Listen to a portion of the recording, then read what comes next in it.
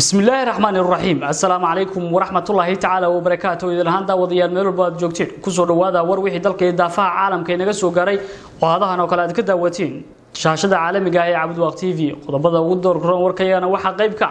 مدحوينك وحيين كدولة قبلات كجل مذوق على داهر عيد وما أنت هرت جودجا جوكت ده هي برلمان كجل مذوق وزارة عافيمادك حكومة فدرالك الصومالية ayaa mar kale sheegtay in kiiskii labaad ee caabuqa coronavirus dalka laga helay Dr. Axmed Baashi oo kamid ah dhaqaatiirta waaweyn ee ka howlgala gudaha Soomaaliya ayaa magaalada Cabudwa ka bilaabay hawlo caafimaad waxaad kale ku daawan doontaan warkayaga madaxweynaha dawladda in walaalaha nahay ee dalka Djibouti oo bulshadiisa kala hadlay ka hortagga caabuqa coronavirus asagoo fariin dheer u reebay bulshadiisa gudoomiye ku-xigeenka degmada Buurdhube ee gobolka Godo oo sheegay inuu aad ugu faraxsan yahay hawlaha ay ka wado dawladda federaalka ee Soomaaliya deegaanada Jubbaland qodobadaas iyo qodobo kale ayaa daawan doontaan daawadayaal ee u diyaar garooba warka oo faahfaahsan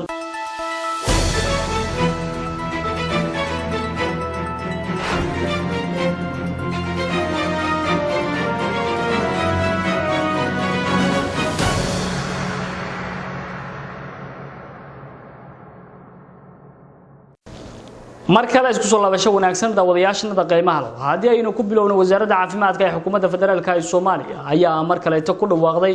inay heshay kiiskii labaad ee caabuqa coronavirus kana heshay magaalada Muqdisho hadaba warbixinta amurahan ku saabsan waxayna faahfaahinaya wariyahayaga Nasteex Farxaan Shidan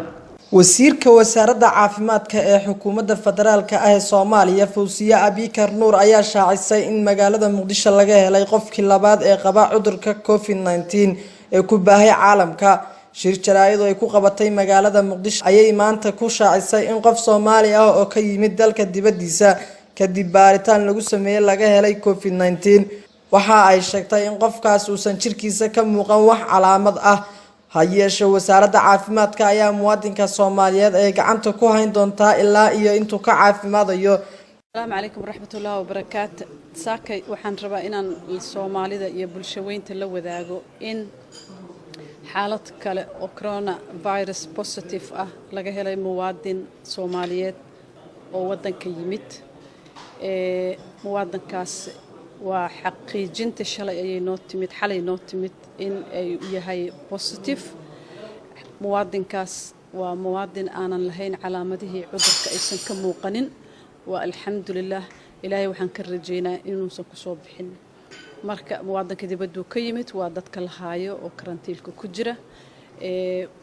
waxaan rajeynaynaa inuusan cudurka ku soo bixin waxaa la hayn doonaa intii analysis kale oo 2 iyo 3 laga xaqiijinayo waa caafimaad qaba wax calaamado ah kama muuqdaan xaalado badan oo saas ah jira oo san ka muuqanin qofka calaamadihii cudurka waxaan ilaahay uga baryaynaa inuusan cudurka ku soo bixinin waxaan rabaa bulshada inaan uga faa'iideysto maanta wacyigelin ku saabsan cudurka sida looga hortago loo xakameeyo saala socotaan wadankeena xaaladda caafimaad waa iska liidata waa wadan soo koraya dhibaato badan ay haysata waxyaalaha aan ku dadaali karno guud ahaan bulshada Soomaaliyeed waxa waa inaan cudurkaas ka hortagno sidaad la socotaan diyaaradihii waa la celiyay inta dhimanna waa lagu daba jiraa in la celiyo oo safaradii isu socodkii waa la hakiyay waxaa kaloo la hakiyay goobihii shaqada oo 2 satimaan ayaa la fasaxay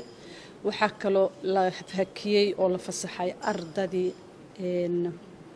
dugsiyada dhiganaysa ee jaamacadaha muwaadin kastoo ka yimaada meelaha qatarta ay ka jirto cudurka uu ku haayo waa la xakameynayaa waa la karantiilayaa ilaa 14 beri ayaa la haynayaa waa wax loo baahan yahay in la sameeyo sababtoo ah qofkina xaaladiisa in la xaqiijiyo haddii cudurka uu qabana aan lagu deynin bulshada oo intii ka badnay uusan cudurkii qaadsiinin waa taxadar muwaadinada ku jira meelaha karantiilka waxaan ka baryaynaa inay noo dul qaataan ay nala sugaan ilaa iyo la xaqiijiyo in cudurka jirkooda uusan ku jirin waxaan rabaa inaan u sheego bulshada waxyaalaha ugu badan oo laga hadlayaa waxay ahayd in isku socodka iyo meelaha la isugu yimaado ha ahaadaan iskuulaad ha ahaadaan jaamacado ha ahaadaan xaflado totally in la joojiyo aadna loo yareeyo kulamada ay isugu imaanayaan dad ka badan 15 qofood in la kala dheeraado oo ma aragtay aan gacmaha la iska salaamin in aanan leys haggareynin oo aan leys haanyoonin cudurka waxyaalaha uu ku nasteex farxaan shidane CWTV magaalada Caabudwaaq دكتور أحمد باشي أو كمية دكاترة واوين إيه كهول جلجودها الصومالية أو مالميه قدام بيسك كسرنا مجالات عبدوال أيها كبلا بي حول عافيمات أو كقابل يبوكانا كلا دوان سوار بحين تور كانوا كويه وريها يجمولي جامع فرح مولد جلوان دكتور أحمد باشي أو كمية دكاترة واوين إيه كهول جلا إسبيتال كشافي إيه مجالات مقدشة أيها سوق جاري مجالات عبدوال سوق فليو حول عافيمات أحمد باشي أو دكتورك عذرة الجود وحو كمية هاي دكاترة سيد وين لوجي قام جودها الصومالية ما أنت عينو كوبوقني إسبيتال كالحياة عبدوا أو كفرين يهولا عافيمات واكن يسوي إنه شرح يبوكان ذا وقابل يحلق وكويجي هاي فلنتا هولها عافيمات أو كوضو إسبيتال كالحياة عبدوا حفلية كل دجان كان ودجان عاد بلارن يفرضان يشوفان باهي عفما وعاد من بنا كجرته taas maana keentay inaan soo booqano dadka u adeegno runtii dadku dib badan bay ku qabaan xagga caafimaadka oo ay maaragtay ay meel fog u aadaan safar badan qarash badan ku galaan qoleys badan ku haysan marka inaan deegaanka soo booqano oo caafimaadkan aan u adeegno aad bay muhiim u tahay baan qabaa waxyaalo badan oo lagu qaban karaa oo halkaan loogu qaban karo wixii loo qaban waayo oo wali maadaama يعني isbitaaladii iyo habdhiskii caafimaadka uu aad u liito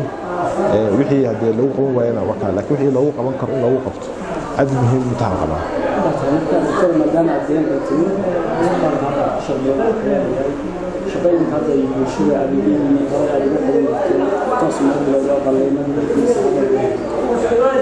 طبعا wixii loo qaban karay xawla insha Allah halkaan lagu qabanaya waa waxyaabo badan lagu qaban karaa qalin lagu sameyn karaa daaweyntii lagu sameyn karaa baaritaano intii maxaan ku raayto ilaa xad baa lagu baari karaa wax badan oo caafimaadka ayaa lagu qaban karaa arrimahaasna inaan kala qayb qaadano oo deegaanka aan la wadaagno ayaa ugu talagalay insha Allah taala waan dadaalayna intii tabartanada ah hawshaas insha Allah taala waxyaabaha aan qaban doono dacan waxa طبعا daaweynta guud marka laga yimaado qaliimaan sameeyay dhaqtar qaliin waan hay qaliimada qaybahooda kala duwan dukuun kamid ah qaliimada uu ku jirta sida xameetiga oo labaskoobig hadal qalabka casriga lagu qalaayo milicrada burooyinka eernooyinka wixii kala qaliin la xiriira aad u farbadiyay qaliimadu hemorrhoids ka taa soo balsi tirado wixii kala qaliimada cunaha ku dhaca maaragtay sida maaragtay thyroidka iyo maaragtay qubadda يعني قلنا بدون بعض سنين كذا حسنا قلنا أنتوا بدون وحي دي أباهم قلب قوين أو مرتي أدفانس معنا وحي كلا أو قلنا وكتشوفته هو بناته والله سنين كذا مركز تكون نسيا وقاعدان إن شاء الله تعالى وأنا أقول لنا يجونا أي كفى إليستان شانس كان إن شاء الله تعالى نفهم شيء. مثلاً كذا وياش كذا وعيه أو إن بدن أو كم بدين هاي يعني السبب إن بدين عفماتي وكسويسي فرنتين بدون فرنتا وينسينتا حفلة يعني كجالسين دونا دعناقو إلى نشوفنو سيشوفتنا وين عن دونا إن شاء الله تعالى لقي عبد بشي مر أما الله يبلغ مر إلى نشان السين دونا ما في مجال ذا يدينك يدونا عندي أنت يكون ترى جرانا كفاية ديستان إن شاء الله تعالى وشقين بدنا ونكرشين إن هذا فرنتا جالسين يدونا أي كفاية ديستان وشان كفاية ديستان أنت ملف بوعد هاي مولد جامع فرح مولد قلواق ورباهنت CW مقالة عبدواق قيب برتمها الصومالية madaxweynaha dalka in walaalaha nahay ee Djibouti mudane Ismaaciil Cumar Geelle ayaa bulshadiisa fariin u diray taas oo u mariyay warbaahinta madaxweynaha ayaa kala hadlay bulshadiisa ka hortagga iyo waliba si kasta oo looga hortagi karo caabuqa coronavirus sida warbixinta warkan uu ku eegay wariyahayaga Mahad Dhukana Yuusuf madaxweynaha jamhuuriyadda Jabuuti mudane Ismaaciil Cumar Geelle ayaa ku amray dadkiisa inay guryahooda ku ekaadaan si looga hortago faafitaanka cudurka corona. madaxweynaha oo kula hadlay warbaahinta magaalada Jabuuti ee caasimadda dalkaasi ayaa kaga digay bulshadiisa saameynta uu ku yeelan karo caabuqa COVID-19 haddii aysan u hoggaansamin amarada dawladda. dadweynaheena qaaliga ah iyo dadka kale ee nala nool waxa aan leenahay السلام عليكم ورحمة الله وبركاته. waxa aan hadalka u qaatay maantana mar labaad waxa weeye dhibaatooyinka caabuqaasi coronavirus la yiraahdo oo ku hayo adduunka oo nagu soo durkaya dharaartii horena waa sheegnay maantana waan ku celinaynaa macal asaf shadiid waxa aan la kulannay laba qof oo qaba cudurkaasi labada qof waa sahala weeyaan haddana oo ayagana dawladdu ama wasaaradda caafimaadku gacanta ay ku haysaa kolka waxa waad garanaysaan oo qof qaba cudurkaasi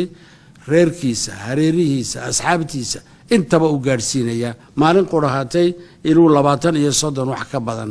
u tabin karaya dhibaataduna halka ay ka socoto halkaas weey waxa aan qaadnay tallaabooyin si aan u badbaadino dadkeena tallaabooyinkaasi waa nagii iskuuladii xidhnay waa nagii masaajidda nidhi hal iska ilaaliyo waa nagii nidhi socodka hal joojiyo waxaase muuqata inay dadkeeni wali aanay dareemeyn ama aanay moodeynin waxani wax halis ay moodeynin 300,000 oo qof ama 500,000 oo qof wax ka badan ayuu hayaa cudurkaas waxa ay soo gaadheen dhimashadii kumaankum bay soo gaadheen wadano badani sida ay yaani ilaa ay bando keenaan way ka joogsani waay baalkii socodkiisii oo dadkii oo dhan uu ku fidaya anagu markaasi inaan hurudno oo aan dayalsano maaha mas'uuliyadeyduna aniga waxa weeyaan in aan dadka aan ku khasbo haddii loo baahdo in ay cudurkaasi aan iska wada ilaalino dadku isku dhex nool yahay wadanku wadan yar weeyaan dhibaatooyin fara badan ayaan ka baqaynaa walka waxaan haddana garanay imika inaan dawladda shaqaalaheega aan fasaxno 7 maalmood kolka laga reebo qolada biyaha ka shaqeysa kuwa kooraanka ka shaqeeya kuwa boorka ka shaqeeya kuwa booliiska ah iyo armeega ah iyo caafimaadka intaas in aan siino 7 maalmood inay inta mooyaane inta kale oo dhan inay iyo waxaan iloobay maxaa la yiraahdaa ragga cashuuraadka ee duwaanka ayaan iloobay inta marka la isku daro inta maayna inta kale oo dhani inay fadhido guryahooga dadka oo dhanina waxaan jecelnahay inta maahina inaanay guryahooga ku ekaadaan kaligood ku noolaadaan oo socod iyo waxaas la joojiyo wax daruuri ah mooyaane hal la joojiyo baan leenahay waan ku celinayaa mar labaad guryihiina hadalka madaxweynaha dalka Jabuuti ayaa waxa uu ku soo aadayaa xilli uu xanuunka corona uu farabaan ku hayo dunida isla markaana maalinimadii shalay ahayd dalkaasi Jabuuti laga helay 9 kiis oo cusub mahad dhukana Yuusuf TV-ga Caabud Waaqa magaalada Caabud Waaqa ee bartamaha Soomaaliya gudoomiye ku-xigeenka degmada Buurdhuube ee gobolka Gado ayaa sheegay inuu bogaadinayo hawlaha ay dawladda federaalka ee Soomaaliya ay ka wado deegaanada maamulka Jubbaland sida warbixinta warkan markale uu ku eegayo wariyahayaga Mawlid Jaamac Farax Mawlid Galo gudoomiye ku-xigeenka degmada Buurdhuube Cabdiraxmaan Cabdullaahi Cali Sambuur oo wareysi siiyay telefishinka CW maruu ka hadlayay xaaladaha ka jira Buurdhuube ayaa hambalyo u diray xukuumadda Soomaaliya oo ku aadan deyn cafinta Soomaaliya gudoomiye Cabdiraxmaan Sambuur oo soo hadal qaaday xaaladihii ugu dambeeyay ee ka jira Jubbaland ayaa sheegay in 7 sano ee maamulka Jubbaland ee Kismaayo uu jiray magaalada Buurdhuube ay banaanka ka taagnay Jubbaland oo aysan wax dheefa iyo nidaam midna aysan ku qabin marka laga tago xaqiraad iyo bogaadin aan hawada u marinayno dawladda federaalka ee Soomaaliya بو مدعوين تدولة فدرالك الصوماليو سادو دكتين annaga waxaan nahay dadka ku nool degmada Buurduubo dad beeraley ah nabadda jecel aad iyo aad nabadda u tamadiyo inaan nabadda jeclaanana waxaan ugu sii qasbay annaga dad beeraley ah nahay dadka beeraleyda ana nabadda la eg arabna horumarka qaranka uu wado iyo tilaabooyinka qaran ee quruxda badan ku qaracnay oo socdo in qaranka Soomaaliyeed uu dhib u lahaado degmada Buurduubo marka asaas leeyahay degmada Buurduubo nidaamkii ka jiray Jubbaland oo inta muddada 7 sano shaqeynayay Buurduubo xaq iyo xuquuq midna kuma lahayn banaankan ka taagnay wax xaq ah iyo wax xuquuq ah iyo wax maxaan ku iraadaa xurmaha oo degmada Buurduubo ay Jubbaland ku dhaxlayd ma jirin sidaasi oo ay tahay Jubbaland ka mid ahaanshaheeda oo ga carari meeyna ayuu yiri mas'uuliyiinta Kismaayo oo waqtigoodii dhamaaday laakiin waxaan ku faraxsanahay dhaqdhaqaaqyada ay dawladdu ka wado deegaanada Jubbooyinka saasoo tahay Jubbalandnimada ma aha inaan uga cararno nidaamka asaga ahaa oo xaq iyaga beerdariyay Jubbaland urad baan u nahay annaga urad u ah annaga ma garanaysaa Jubbaland abtirkeeda ka soo gala Jubbalandnimada iyo dawlad jacaylka iyo nidaam jacaylka kama cararayno laakiin waxaan sheegaynaa nidaamkii Kismaayo ka jiray 7 sano 7 sano oo jiray Buurduubo xuquuq la'aan bay ahayd saad wada ogtiin degmada Buurduubo oo gacanta dawladda ku jirtay wax ka badan 7 sano ama 6 sano golaha baarlamaanka dawlad goboleedka Jubbaland uma fadhinin xubno matalaada waa la xaqiray Buurduubo waa la xaqiray degmanimadeedii baa la xaqiray baarlamaanka laga qadiyay wixii Jubbaland isimkeeda ku soo baxay oo dhan baa laga qadiyay waligeedii allaheed wax Jubbaland ka yimid ma soo gaarin Buurduubo asal iyo farac waxay u tahay oo ku abtirsataa system kasta oo jiray oo dawladeedu soo gaaray habka federaalka oo central government-ka bas oo ahaa wali wax Jubbaland la yiraahdo oo annaga aan aragnay ma jiraan magaalada Buurduubo waxay ku taalaa koonfurta Soomaaliya gaar ahaan gobolka Gadow waxayna 50 kiiloomitir u jirtaa magaalada caasimadda ah ee Garbaharey Mawlid Jaamac Farax Mawlid Galwaaq warbaahinta CW magaalada Cabudwaaq ee bartamaha Soomaaliya guud ahaan badawadayaal intaas aynu ku soo afmeerinaa war wixii dalka iyo daafaha caalamka inaga soo gaaray oo aad ka daawanayseen shaashada caalamiga ee Cabudwaaq TV warka waxaan la socodsiinayay anigu Mahad Bashiir Ismaan Maad Xilib